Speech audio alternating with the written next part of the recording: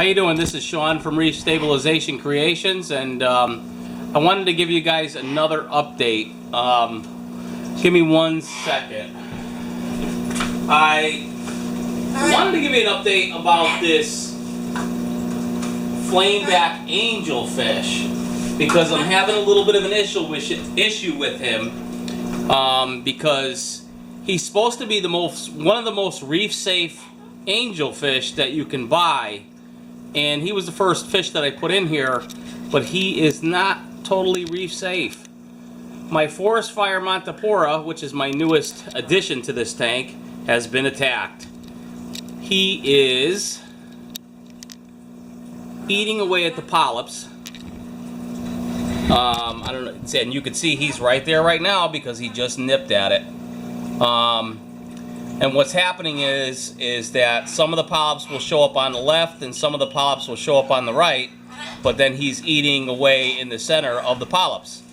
Now, this is just so people know, because he's supposed to be one of the most reef-safe angelfish you can buy. I looked it up and I was Googling it because I love angelfish. But unfortunately, most angelfish are not trustworthy, and he is definitely one of them. I have a, what do you call it? You can't see the tank very well right now. I apologize because it's early in the morning and this is just actinic lighting, so I'm not showing you corals. But this is just an update about my angelfish. I'm going to be making some changes in this tank because this is a smaller system and I'm used to having bigger tanks, so that's why I had so many fish to start with. But now with the problem with the tank downstairs, I even have more fish in here. So I'm not used to having a small tank like this. I usually have at least a 150-gallon tank where you can have tangs. This tank is not made for tangs. It's too small for it. I'm going to try to get my tangs downstairs, or I might sell them. Unfortunately, I'm probably going to sell this guy too. If he's eating already at my Montiporas, I'm afraid that he's going to eat the rest of them. And I have some really good colonies in here, and it was really sad to see him pick away at a forest fire, which is an expensive coral, and I spent the money because I'm just in love with the color on it. And I would hate to see him start eating the rest of my acros. Another thing I wanted to tell you guys about was that the addition with all the fish and tangs is that they're fighting like crazy and I got to get them out of here, which I will. But they also were fighting so much that they went and broke one of my acros. And it's my favorite one. It's the highlighter. They broke the centerpiece that was the highest point of the acro. So I just fragged it and I'm probably going to sell it. You can see it on that white disc there. I'm going to let it come back to life and I'm going to sell it on either website, on my website or eBay. And I hope you guys will jump at the chance to get it. I'm gonna let it grow a little bit bigger, and I'll let you know more information when I do sell it. It'll probably be one of the first corals I put up. I'm also gonna be fragging some other stuff and putting it up there.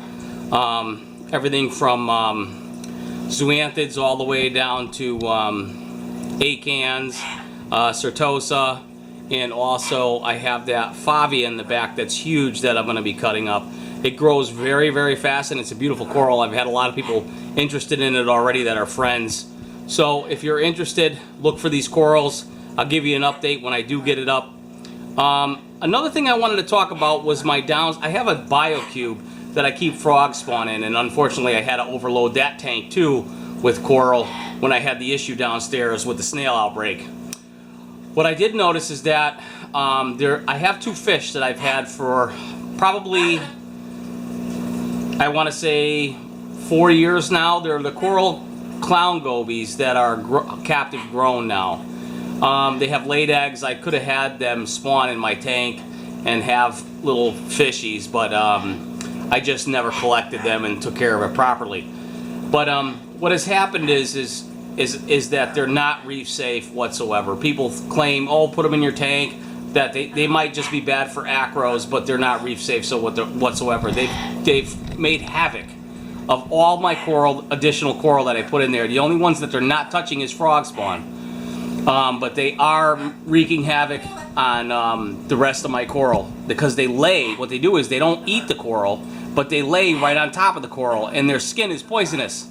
So when they lay on the coral, they smother the coral, and they go in the same spot for a while till they kill that part of the coral. And they've done this to my acros in the past. That's why they're now in the BioCube. And I just found out recently that the rest of my coral they're starting to lay on. So I don't suggest buying the captive grown clown coral gobies unless you plan on having a non-coral tank or having just frog spawn. But anyways, this isn't an update about the coral, it's just an update about fish, and I wanted to give you guys another update. I will still give you the growth updates as much as I can, and I'll let you know when I get things settled in with selling coral. Alright guys, take care.